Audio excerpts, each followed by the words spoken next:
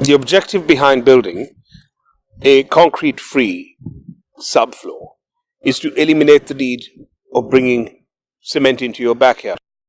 Instead of using concrete stumps, what we are doing is using a guiding plate which uses piles driven at 45-degree angles into the earth.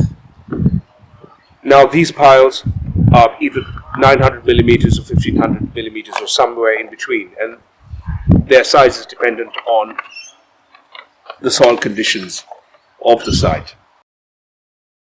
The 150 millimeter by 50 millimeter RHS rectangular pipe that is used as a bearer with a 65 millimeter top hat as a joist is not welded, it is stech screwed, and this forms a very stable subfloor which is leaps and bounds better than a subfloor using concrete stumps. The post bracket eliminates the need for welding and makes for a very easy install for the subfloor. With this system, you have a concrete-free, stable and demountable subfloor, meaning you can remove your structure and relocate it anytime.